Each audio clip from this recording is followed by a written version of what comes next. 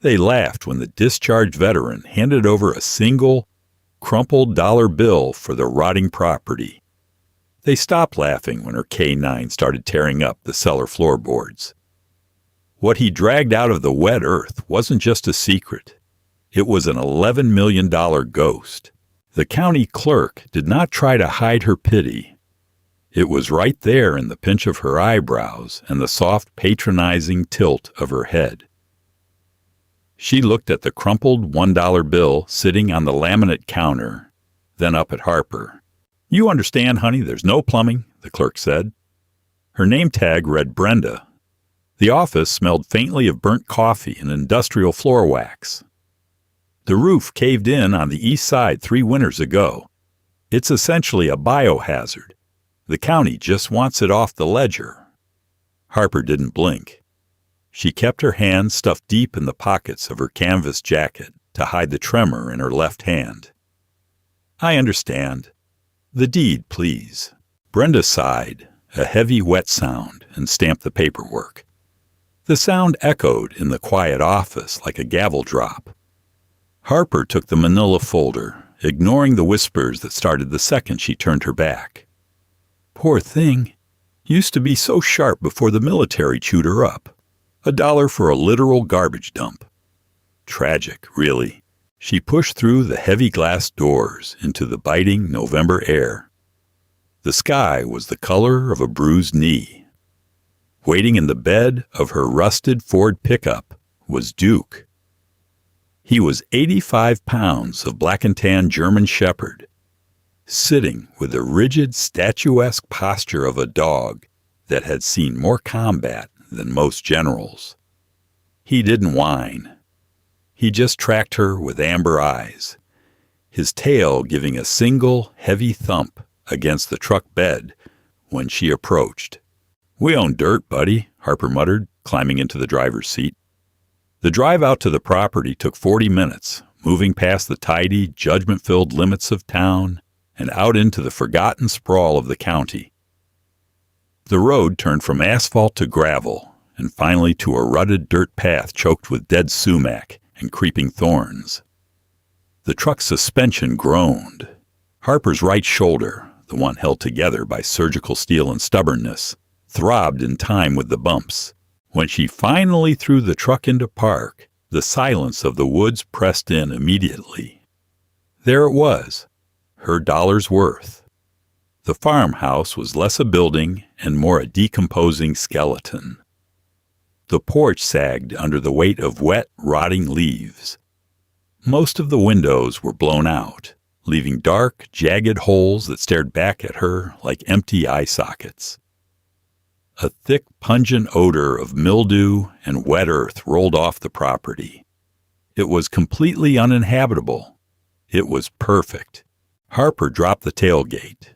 Duke leapt down, his paws hitting the damp soil without a sound. He didn't run off to chase the squirrels chattering in the tree line. He stayed at her left knee, his nose twitching, analyzing the scent profile of their new perimeter. "Clear it," Harper said quietly. Duke broke his heel and trotted toward the rotting porch. Harper followed, her boots crunching over broken glass and brittle weeds. She didn't feel heroic taking ownership of this land. She didn't feel a surge of fresh start optimism. She just felt tired. The kind of bone-deep exhaustion the sleep couldn't fix.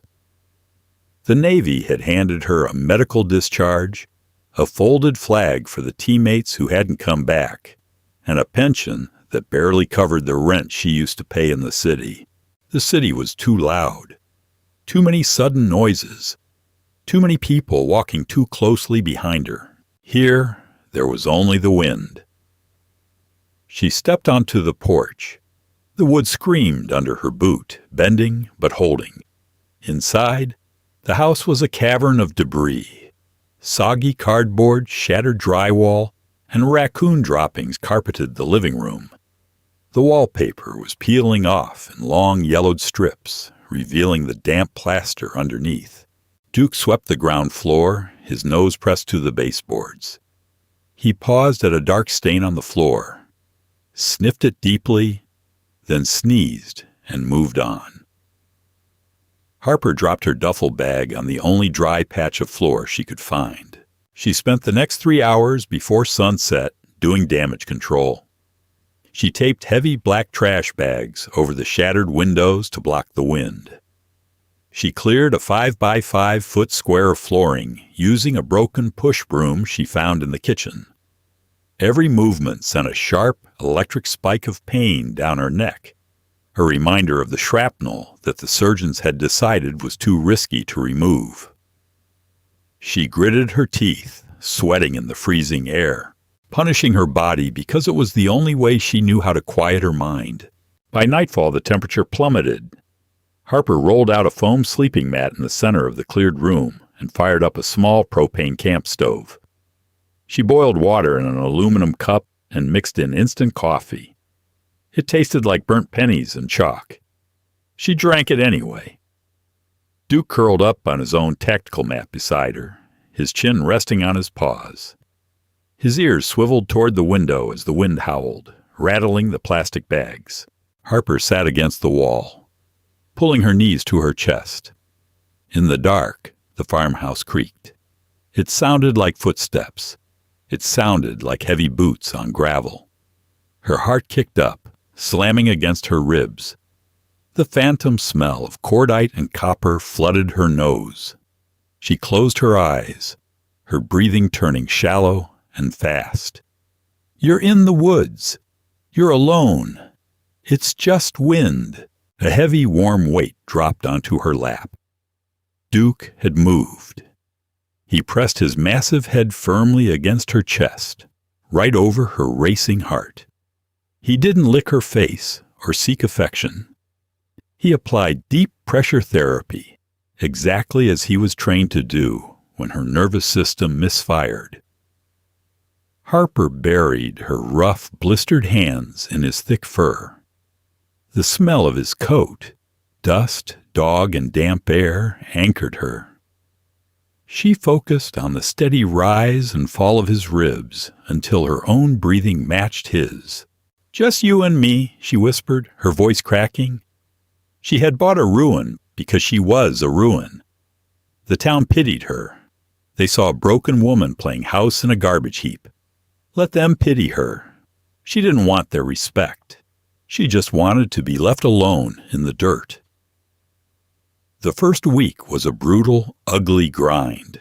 Harper woke every morning before the sun broke the horizon, her joints locked in a stiff, agonizing ache. Breakfast was a protein bar and lukewarm water. Then came the labor. She attacked the house with a crowbar and a sledgehammer, tearing out the black mold and rotted wood. She filled the bed of her pickup with debris until the tires went flat under the weight, drove it to the county dump, and did it again. She smelled permanently of sawdust, old sweat, and rust. Her hands, already calloused from years of gripping rifles and ropes, developed deep, cracking blisters that she sealed with superglue. The town wouldn't leave her alone entirely. Twice cars crept slowly down her rutted driveway. The first was a neighbor in a pristine SUV, a woman who brought a foil-wrapped casserole and a smile that reeked of morbid curiosity. Harper had met her on the porch, refused to take the food, and stared at the woman with a flat, dead expression until she nervously backed away and drove off. The second was a local contractor who offered to take the nightmare off her hands for $1,000. Harper had slammed the door in his face. She didn't want saving.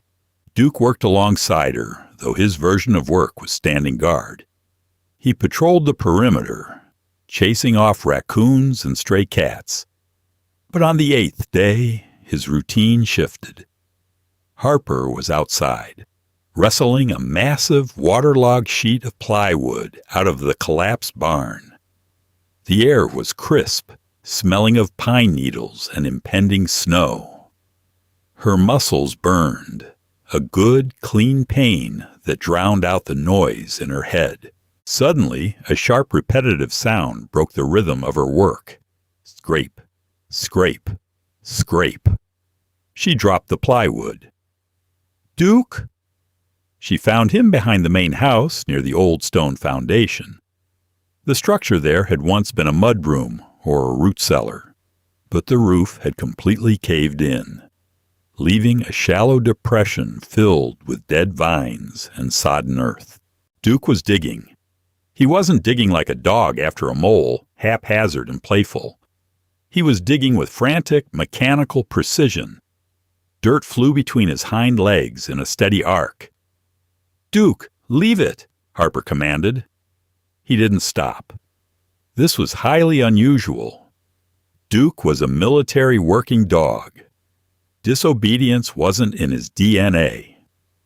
"Duke, heel." Harper's voice cracked like a whip. The dog froze. He looked back at her, his muzzle caked in black mud. He let out a low, vibrating whine. Then, deliberately breaking her command, he turned back to the hole and dug his front paws in again.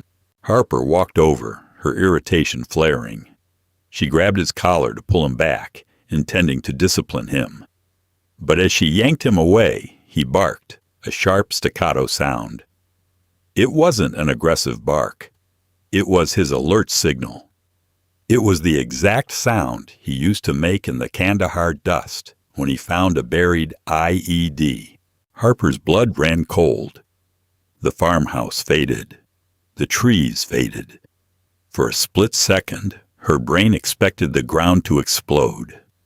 She dropped to a crouch instinctively, her eyes scanning the dirt for a tripwire, a pressure plate, anything. There was only mud. She forced her lungs to expand, pushing the flashback down. She was in the States. She was on a farm. There were no bombs here. "What did you find?" she breathed, looking at the dog. Duke whined again and nudged the edge of the hole with his nose. Harper went to the truck and grabbed a flat-edged trenching shovel. She returned to the depression, pushed Duke back with a firm hand gesture, and began to dig. The earth was heavily compacted, frozen in the top layer. Every strike of the shovel sent a shock wave up her bad arm. She ignored it. Sweat beaded on her forehead, mixing with the dirt on her face, stinging her eyes. She dug for 10 minutes, clearing a space about 3 feet wide. The smell of wet clay and decaying roots was overwhelming. Then, the shovel didn't bite into dirt. It bounced back. Clang. It was a dull, heavy metallic thud. Not a rock, not a pipe. Harper froze. She dropped to her knees, tossing the shovel aside. She dug with her bare hands, her fingernails tearing against the abrasive soil. She clawed away the mud, her breath coming in ragged gasps. A flat gray surface emerged. She cleared more dirt, revealing an edge. Then a seam.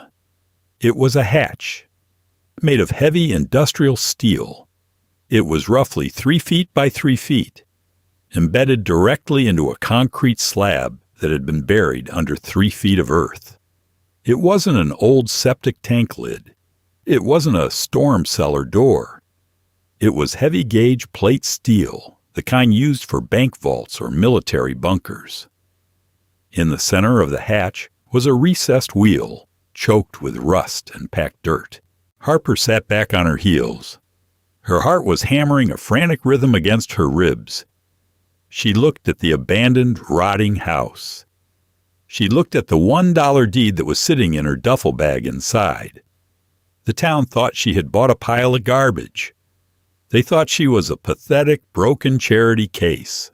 She reached into her pocket and pulled out her utility knife, using the steel tip to scrape the packed mud out of the recessed wheel. It took her 20 minutes of meticulous, agonizing work to free the mechanism. She grabbed the wheel with both hands. She braced her boots against the concrete lip. She pulled. Nothing. The rust held it tight. "Come on," she hissed through her teeth. She adjusted her grip, ignoring the burning in her surgically repaired shoulder. She channeled every ounce of her frustration, her anger at the town, her anger at her broken body into her hands. With a deafening metallic shriek that sent a flock of crows scattering from the tree line, the wheel broke free. It turned a quarter inch, then a half. Harper kept turning until it hit a hard stop. A heavy clunk echoed from beneath the steel plate. The locking pins had disengaged. She grabbed the heavy iron handle next to the wheel, planted her feet, and heaved upward. The hatch groaned, protesting against decades of neglect, and slowly swung open. A rush of stale, dry air hit her face. It didn't smell like rot. It smelled like machine oil and old paper. Harper peered into the darkness. A steel ladder bolted to a concrete wall descended out of sight. Duke stepped up to the edge, looking down into the black square. His ears pitched forward. Harper wiped the mud and sweat from her face with the back of a bleeding hand. She wasn't just a squatter in a ruined farmhouse anymore. "Stay," she told Duke. She reached into her jacket for her tactical flashlight, clicked it on, and swung her legs over the edge. The steel rungs of the ladder bit through the calluses on Harper's palms. They were coated in a fine powdery rust that felt like crushed brick. She descended slowly, her bad shoulder protesting with a dull, sickening throb every time she shifted her weight. 10 rungs. 15. The air grew perceptibly colder with each foot she dropped, carrying the sharp, metallic tang of ozone and old, stagnant water. Above her, Duke's silhouette blocked out a square of the gray November sky. He let out a low, vibrating whine, pacing the edge of the concrete lip. "Hold," she commanded. Her voice echoed off the narrow cinder block chute, sounding thin and hollow. Her boots hit a solid concrete floor. Harper clicked her flashlight up to its highest lumen setting. The harsh white beam cut through absolute darkness, illuminating millions of floating particulate motes. It was a corridor, barely wide enough for 2 people to walk abreast, stretching about 20 feet forward before ending in a heavy, reinforced steel door. Harper drew her folding knife, locking the 3-inch blade into place with her thumb. It was a pathetic weapon against whatever required this much concrete, but the cold G10 grip grounded her. She moved down the corridor, her boots making no sound. She didn't hug the walls. In confined spaces, walls were where ricochets lived. She stayed dead center. The door at the end had no handle. It featured a digital keypad, the plastic buttons yellowed and cracked with age, and a heavy mechanical deadbolt below it. Harper ran her flashlight over the frame. There was no power running to the keypad. The LED screen was completely dead. She holstered the flashlight under her armpit, gripped the mechanical deadbolt, and pushed. It didn't move. She leaned her entire body weight into it, gritting her teeth as the surgical hardware in her collarbone flared with white-hot pain. The deadbolt slid back with a heavy, satisfying clack. Harper pushed the door open. The hinges screamed, a high, shrill metal-on-metal sound that made her teeth ache. She stepped into the room and swept the flashlight in a slow, methodical arc. It was a vault. Roughly 20 by 20 feet, the walls were lined with heavy steel shelving. But it wasn't the architecture that made Harper stop breathing. It was the cargo. Stacked on the shelves, wrapped in heavy mil-spec plastic and sealed with reinforced tape, were pallets of currency. Not crisp, new bills, but tightly banded stacks of hundreds, 50s, and old bearer bonds. The plastic was thick, but the green ink was unmistakable. Beneath the shelves sat rows of heavy olive-drab pelican cases. Harper approached the nearest shelf. Her hands were shaking again, not from fear, and definitely not from joy. It was the adrenaline spike of stepping onto a minefield. She knew what this volume of untraceable cash meant. It didn't mean a new life on a beach. It didn't mean early retirement. It meant blood. She set her flashlight on a nearby crate, letting it illuminate the room in a harsh, sideways glare. She pulled her knife and sliced through the thick plastic wrapping of the nearest bundle. The smell of old paper, ink, and a faint hint of mildew wafted up. She thumbed through the stack. Unmarked, non-sequential $100 bills. Hundreds of thousands of dollars in just one brick. She moved to the floor, dropping to one knee to unlatch a Pelican case. The heavy plastic clasp snapped open like gunshots in the quiet room.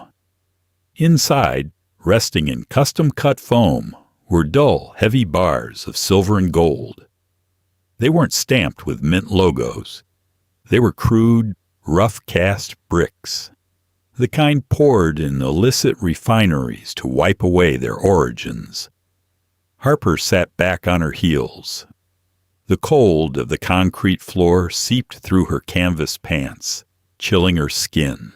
If she had to guess, she was looking at $10, maybe $12 million in hard liquid assets. Most people would have wept. They would have danced or screamed, or thanked whatever god they prayed to. Harper just felt a crushing, suffocating weight pressed down on her chest. "Idiots," she whispered to the empty room. She wasn't talking to the townspeople who pitied her. She was talking to whoever buried this. You don't leave $11 million in a farm cellar unless you are coming back for it. And if you didn't come back for it, it meant you were either dead or in a concrete box serving multiple life sentences, which meant someone else, somewhere, had the ledger. Someone knew this hole existed. Harper picked up her flashlight. Her cynical mind raced, dissecting the angles. She had bought the property through a blind county auction. The deed was public record now. Brenda, the condescending clerk with the burnt coffee, had filed it. If anyone was monitoring the asset, a tripwire had just been crossed. She stood up, her joints popping in the damp cold. She didn't touch another bill. She didn't stuff a single gold bar into her pockets. She closed the Pelican case, latched it, and backed out of the room. She pulled the heavy vault door shut until the deadbolt clicked back into place. By the time she climbed the ladder and hauled herself over the lip of the bunker, her clothes were soaked in cold sweat. Duke was waiting right where she'd left him, his tail giving a low, tentative wag. Harper fell backward into the wet mud, staring up at the darkening sky. The wind had picked up, rattling the dead branches of the oaks framing the house. "We didn't find a gold mine, buddy," she muttered, wiping a streak of black mud across her forehead. She reached out, burying her hand in the thick ruff of Duke's neck. He leaned into her, whining softly. "We found a grave." She stood up, her muscles coiled tight. The exhaustion of the day's labor had evaporated, replaced by the razor-sharp, hyper-vigilant clarity she used to feel sitting in the back of a Black Hawk helicopter. She grabbed the trenching shovel. Working with frantic, mechanical efficiency, she pushed the heavy steel hatch shut. She scooped the wet earth and dead vines back over the metal, tamping it down until it looked like nothing more than a shallow, rotting depression in the ground. She was going to need more than a broken broom and some trash bags tonight. She was going to need her rifle. Night fell like a heavy woolen blanket, bringing a bitter, freezing rain that drummed relentlessly against the sagging roof of the farmhouse. Inside, the temperature hovered just above freezing. Harper didn't light her propane stove. She didn't want the light, and she didn't want the thermal signature. She sat in the darkest corner of the cleared living room, her back pressed against the peeling plaster wall. Across her lap lay a customized AR-15, the matte black finish smelling faintly of gun oil and brass. Beside her, she had laid out 3 spare magazines, a tactical tourniquet, and her Glock 19. Duke was invisible in the pitch black, but she could hear his slow, measured breathing a few feet to her left. Her shoulder burned. The damp cold always made the surgical steel feel like a block of ice embedded in her flesh. She massaged the joint with her left hand, her eyes locked on the faint gray rectangle of the doorway leading to the porch. She had strung a line of 50-pound test fishing wire across the bottom step, tied to a cluster of empty tin cans she'd scavenged from the debris. It was a crude early warning system, but in the dark, crude worked just fine. Hours bled into one another. The rain masked the ambient sounds of the woods, turning the world into a static hiss of water hitting dead leaves. Harper regulated her breathing, pushing down the ghosts that always tried to visit when she was sitting in the dark with a rifle. She focused on the smell of the damp wood, the rough texture of the rifle grip against her palm, the rhythmic sound of the rain. Here and now. Stay in the room. At 02:14 hours, the rhythm changed. Duke didn't bark. He didn't growl. He simply stood up. The rustle of his fur was barely audible, but Harper felt the shift in the air. The heavy, warm weight of the dog pressed against her thigh. His body was completely rigid. Harper slowly raised the AR-15, resting her cheek against the cold polymer stock. She didn't click the safety off yet. The metallic snick would be deafening in the quiet house. Outside, cutting through the hiss of the rain, came the sound. Crunch, splash, crunch. Tires on the flooded gravel driveway, moving at an agonizingly slow crawl. There were no headlights sweeping through the broken windows. Whoever was driving was using night vision or relying on the faint ambient light of the moon hidden behind the storm clouds. Harper rose to a crouch. Her bad knee popped loudly, but the sound was swallowed by the storm. She moved like a ghost, gliding across the floorboards she had memorized over the past week, avoiding the ones she knew would creak. She positioned herself at an angle to the blown-out front window, keeping her silhouette completely masked by the interior wall. A heavy, dark shape materialized at the end of the driveway. A late-model SUV painted matte black or dark gray.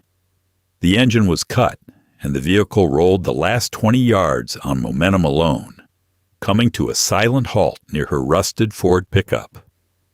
4 doors opened simultaneously. The interior dome lights had been disabled. Harper watched through the rain as 4 figures stepped out. They didn't slam the doors. They pushed them until they clicked shut. They were dressed in dark clothing, moving with a fluid, synchronized discipline that made the hair on Harper's arms stand up.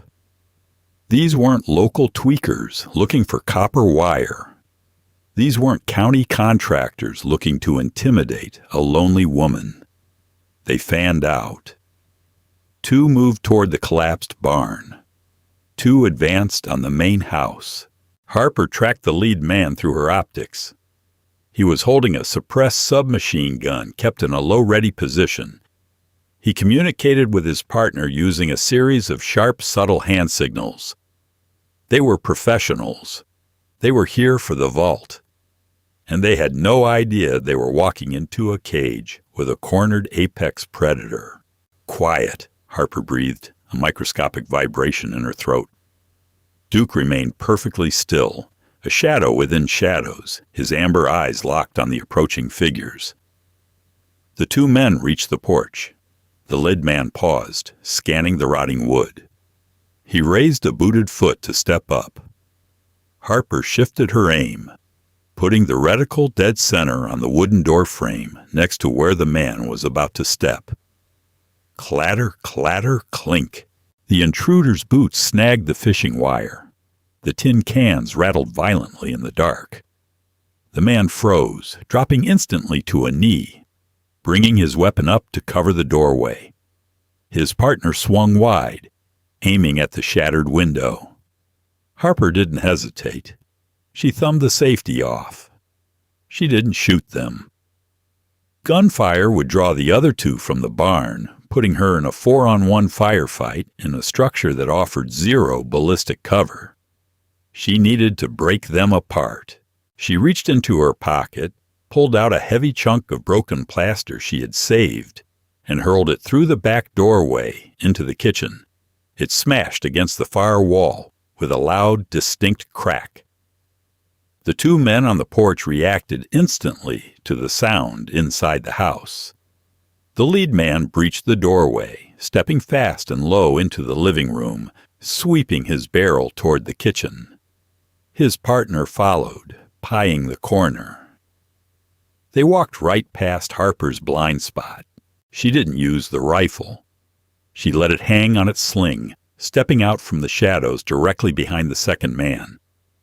She moved with violent, terrifying speed. Her left arm shot out, wrapping tightly around the man's throat in a blood choke, while her right hand drove the heavy pommel of her combat knife directly into the nerve cluster behind his ear. The man went limp instantly, not even a gasp escaping his lips. Harper caught his dead weight, her surgically repaired shoulders screaming in agony as she lowered him silently to the floor. The lead man, 10 feet away in the kitchen, turned back. He sensed the absence of his partner. He opened his mouth to whisper into his radio mic. "Duke," Harper whispered, "strike." 85 pounds of muscle and teeth launched out of the blackness. Duke hit the man's chest like a freight train. There was no growl, no theatrical snarl. Just the brutal, fleshy thud of an 85-pound canine projectile making contact. The man's suppressed submachine gun clattered uselessly across the linoleum as he was thrown violently backward. He hit the rusted stove, the metal screaming under his weight, and collapsed. Duke's jaws clamped down on the man's right forearm. He didn't tear. He locked. A vice grip of bone and muscle designed to crush and immobilize. The intruder thrashed, his left hand reaching desperately for the combat knife strapped to his chest rig. Harper was there before his fingers grazed the hilt. She drove her knee hard into his sternum, the impact forcing a wet, ragged gas from his lungs. She grabbed his wrist, twisting it sharply until the joint popped, and slammed his hand against the floor. With her free hand, she pulled a heavy zip tie from her belt and cinched his wrists together behind his back. "Out," she whispered. Duke released his grip instantly, stepping back, but keeping his muzzle inches from the man's face, a low vibration finally rumbling in his chest. Harper slumped against the ruined cabinets, her chest heaving. The surgical steel in her shoulder felt like it was melting. Nausea clawed at her throat. She wiped her mouth with the back of a trembling hand, tasting dirt and copper. She didn't feel like a Tier 1 operator. She felt broken, old, and exhausted. A sharp burst of static crackled from the tactical radio clipped to the man's shoulder. "2, status," a voice hissed. "2, talk to me." Harper stared at the radio. They had maybe 60 seconds before the pair at the barn realized their sweeping element was gone. She dragged herself to her feet. She stepped out the back door into the freezing rain. The downpour washed the sweat from her eyes, but the cold instantly seized her overworked muscles. She gripped the AR-15 tightly, relying on muscle memory to keep the muzzle steady. Moving through the tall, dead grass, she flanked the barn. The two remaining men were standing near the shallow depression of the root cellar. They had found the freshly disturbed earth. One of them was aiming a flashlight down at the mud, whispering fiercely to his partner. They were distracted by the prize. It was the oldest mistake in the book. Harper brought the rifle up. She didn't want to kill them. If she killed them, she would be dragged back into the system. Investigations, hearings, the endless bureaucratic nightmare she had sacrificed everything to escape. She just needed them broken. She braced her hip against a rotting oak tree, stabilizing her stance. She aimed low. Crack. Crack. The unsuppressed gunshots tore through the storm like thunder. The heavy 5.56 round shattered the right kneecap of the man holding the flashlight, then bit through the calf of the second man. They both dropped, their screams immediately swallowed by the wind. The flashlight rolled into the mud, casting a chaotic, spinning beam of white light across the wet grass. Harper didn't admire her work. She pushed off the tree, sprinting toward them. The man with the wounded calf was scrambling for his dropped weapon, dragging his bleeding leg through the mud. Harper reached him first. She didn't use the rifle. She swung her heavy leather boot, catching him square in the jaw. His head snapped back, and he slumped forward into the freezing puddle, out cold.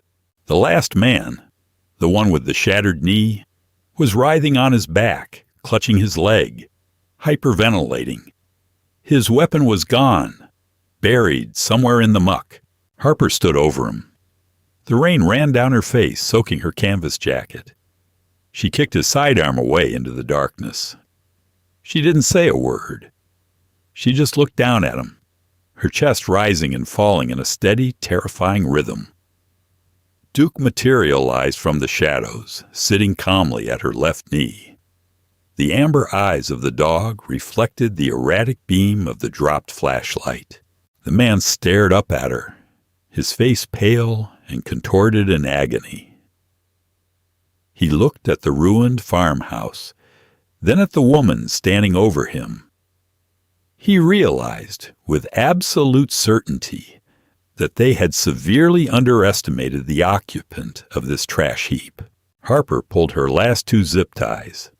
She secured them both, dragging them roughly toward the porch where the first two were waiting. Every pull, every lift, sent blinding spikes of pain through her neck and back. By the time all four men were lined up on the sagging wood of the porch, the sky in the east was beginning to turn a bruised, pale purple. Morning was coming. Harper sat down on the top step. She set her rifle across her knees. She looked out toward the cellar. Beneath that mud sat enough money to buy an island. Enough money to hire the best surgeons in the world to fix her shoulder. Enough money to never have to eat a cold protein bar in a freezing house again. It would be so easy to take just one brick. She looked at Duke. He was licking rainwater off his front paw, completely indifferent to the fortune buried 100 yards away. He didn't care about bearer bonds or gold bars. He cared about the patch of dry floor she had cleared for him. He cared about her. The money wasn't freedom. It was an anchor. It was blood, paranoia, and men in the dark with guns. It was exactly what she had come to the woods to escape. Harper reached into her pocket and pulled out her cracked cell phone. She had 1 bar of service. She dialed 3 numbers. "State Police," a dispatcher answered. "My name is Harper," she said, her voice raspy and deadpan. "I'm at the old property on County Road 9. I have 4 armed trespassers secured on my porch. Send ambulances." She paused, looking at the mud covering the steel hatch. "And send the FBI. I found something in the dirt." She ended the call and tossed the phone onto the floorboards. The rain finally stopped, leaving a heavy, quiet mist hanging over the trees. The first light of dawn hit the ruined farmhouse, exposing the peeling paint and the collapsed roof. It was an absolute disaster of a property. Harper leaned back against the rotting porch pillar. Duke rested his heavy head on her thigh, letting out a long, contented sigh. She buried her hand in his wet fur, closing her eyes as the sirens began to wail faintly in the distance. It was a garbage dump. But it was her garbage dump. And for the first time in years, she felt like she was home. If this gritty, grounded story hooked you, hit that like button and subscribe right now. Don't forget to ring the bell so you never miss a chapter of our raw storytelling. Drop a comment below. What would you do if your dog unearthed a multi-million-dollar secret in your backyard? Share this video with a friend who loves a real mystery, and stick around for more stories that dig deep beneath the surface.